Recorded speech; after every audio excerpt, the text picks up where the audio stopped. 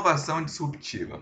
Vamos discutir este conceito de uma maneira que talvez você nunca viu e que poucas pessoas efetivamente conhecem. Bom, o conceito ele foi introduzido por Clayton Christensen. Ele foi um professor de Harvard e ele escreveu um livro chamado O Dilema da Inovação, The Innovator's Dilemma, em 1997. Então, primeira coisa, essa coisa de inovação disruptiva não é nada novo ou totalmente novidade no mundo dos negócios. Todo mundo está falando e está falando de maneira equivocada. Vamos entender de fato o que o Clayton Christensen queria dizer por inovação disruptiva. Tem um dilema atrás disso. Por que as empresas bem-sucedidas fracassam? Este era o problema de pesquisa do Clayton Christensen. Ele não estava estudando especificamente a inovação. Ele queria entender por que grandes empresas que estavam fazendo um bom trabalho, estavam fazendo a gestão como deveria ser de acordo com os manuais, com os MBAs, com as orientações de mercado, e mesmo assim elas falhavam e fracassavam. E ele encontrou duas respostas para isso. Por que as empresas bem-sucedidas fracassam? Essa era a pergunta do Clayton Christensen. Ele não queria especificamente estudar a inovação. Ele estava analisando o motivo do fracasso de grandes empresas. E ele identificou que essas grandes empresas fracassavam porque elas estavam fazendo a coisa certa. Olha só, por isso o dilema. É contra-intuitivo, né? Contraditório. As empresas atendiam às necessidades dos seus melhores clientes e elas investiam em inovações que trazem grandes retornos nas inovações sustentáveis. Por ela fazer isso, ela fracassava, porque ela deixava de atender um mercado importante. Então, quando as grandes empresas olhavam para os seus melhores clientes e focavam os esforços e investimentos em inovações de maiores retornos, ela negligenciava outros clientes e outras inovações aparentemente não lucrativas. E essas inovações que as grandes empresas não davam atenção, em um segundo momento ganham o mercado e se tornam então as famosas inovações disruptivas. Então, qual era o dilema? O dilema era em qual inovação investir. Eu vou investir numa inovação que os meus clientes mais exigentes, mais rentáveis estão esperando, que são inovações já robustas, estabelecidas no mercado, ou eu vou investir em inovações que ainda não estão consolidadas no mercado para uma demanda, para um cliente que eu nem sei se também vai trazer um retorno. Esse é o dilema. Eu vou investir numa inovação que, após esse estudo, pode me levar à falência, porque eu estou deixando de lado uma oportunidade. Vamos falar um pouco mais sobre esses dois tipos de inovação. A inovação sustentadora ou sustentável e a inovação disruptiva. São esses dois tipos de inovação que o livro O Dilema da Inovação traz. E o dilema é justamente esse. Qual dos dois tipos de inovação investir? Sendo que faz sentido investir nas inovações sustentáveis. Por quê? Essas inovações geralmente são direcionadas para produtos que têm uma grande margem de lucro, então tornam as vendas muito mais lucrativos, o retorno muito mais lucrativo. E essas inovações são posicionadas para os clientes mais exigentes, os clientes que têm maior renda, maior potencial de compra. Essa é a caracterização das inovações sustentáveis. E a inovação disruptiva? Bom, inicialmente é uma inovação não atraente. Ela tem pouca margem de lucro, ela chega até a ser meio esquisita. Fala, mas que negócio esquisito, será que isso mesmo pode mesmo dar certo? Elas não atendem a necessidade dos principais clientes da empresa. Então, a empresa olha para ela com um pouco de desdém. Ela possui pouca participação de mercado, o famoso market share. Então, essas são inovações inicialmente questionáveis. E investir nessas inovações passa a ser um dilema. Por que eu vou investir nesse tipo de inovação que eu tenho uma menor probabilidade de retorno se eu posso investir numa outra inovação que, em tese, o retorno é mais garantido? Esse é o dilema da inovação. Neste contexto, o autor encontrou duas falhas, dois motivos para que esses grandes gestores investissem errado, investissem na inovação. sustentável e não investisse na inovação disruptiva. A primeira análise de mercado. É muito difícil fazer qualquer previsão de um produto que não existe. Então, mercados inexistentes são mais difíceis de fazer qualquer análise. Logo, é muito mais cômodo e confortável fazer uma análise de mercado de um produto que já existe e você pode ter dados mais tangíveis para tomar uma decisão. E um outro problema é que as gestões são feitas buscando resultados no curto prazo.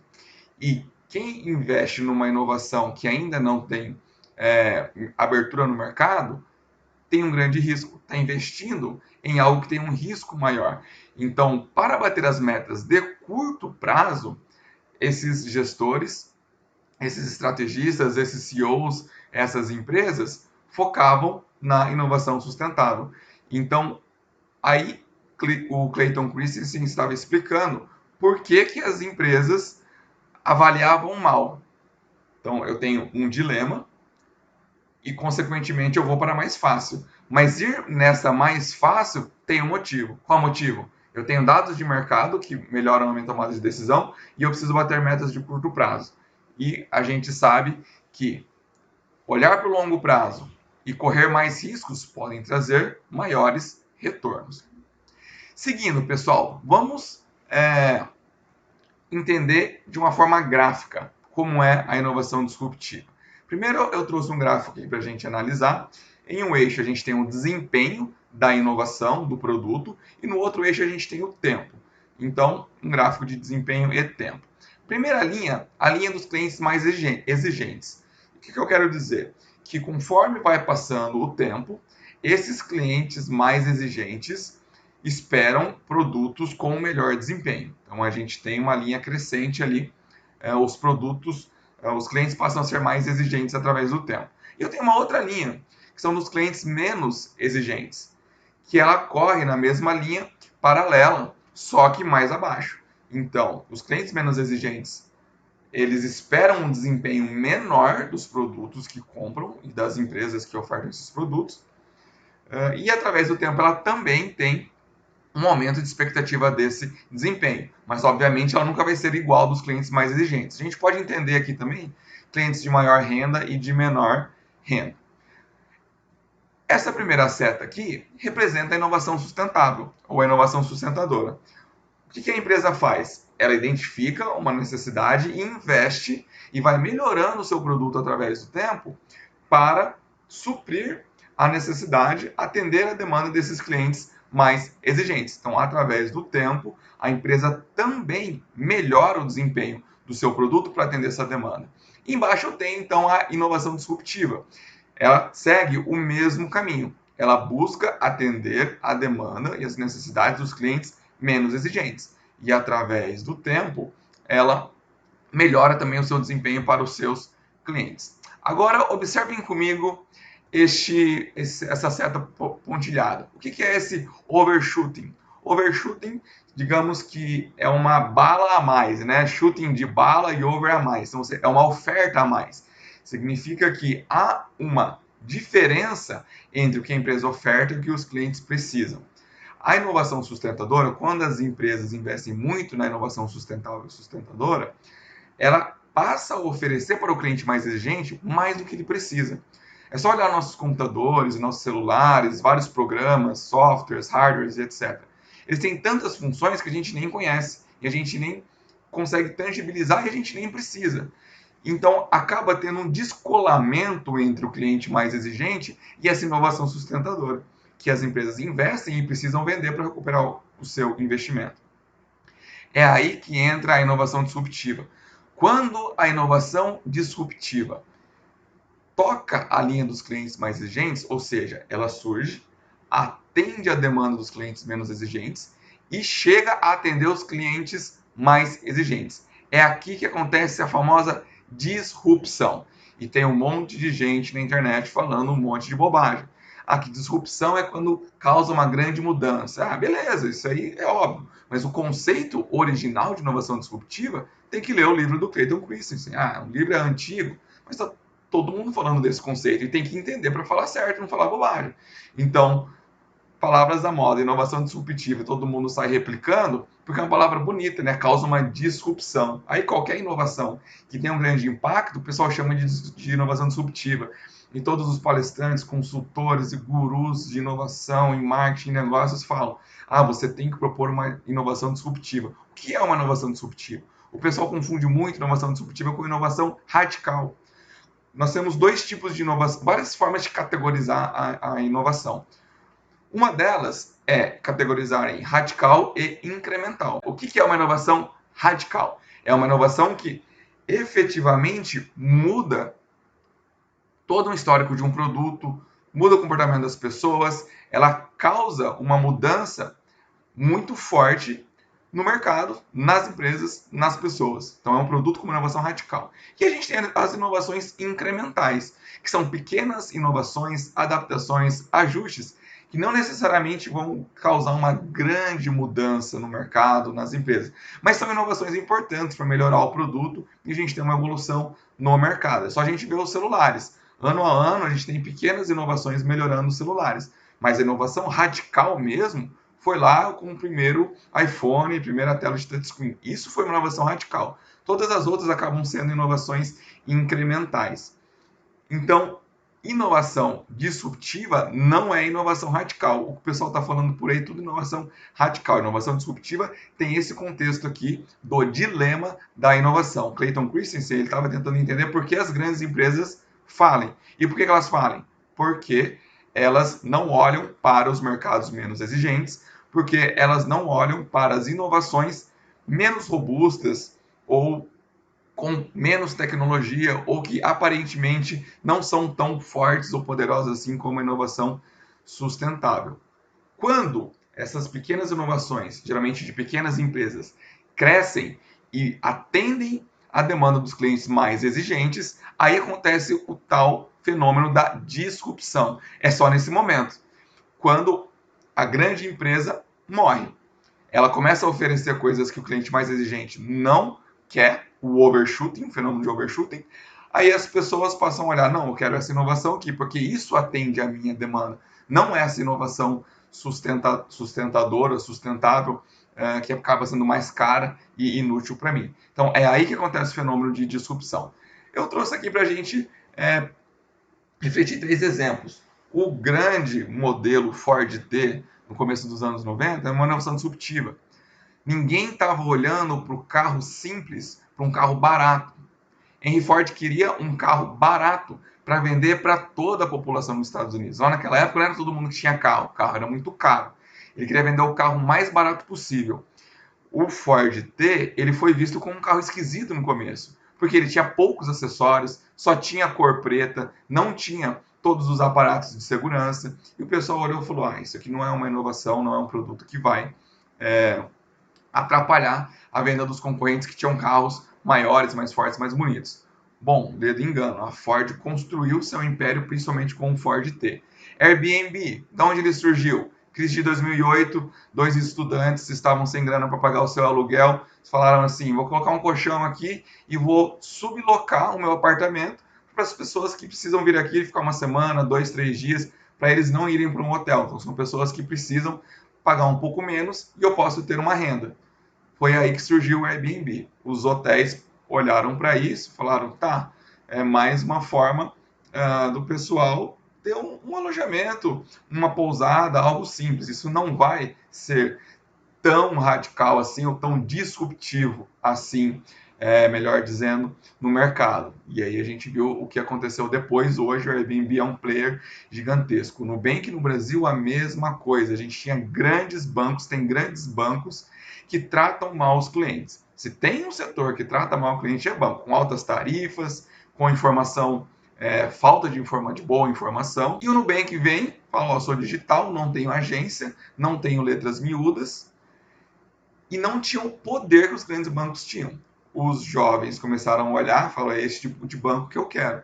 Eu não quero ser enganado, eu quero tudo digital, eu quero transparência, eu quero esse tipo de serviço. O Nubank hoje vale milhões, bilhões, melhor dizendo, e a gente tem uma porrada de outros bancos digitais crescendo no mercado.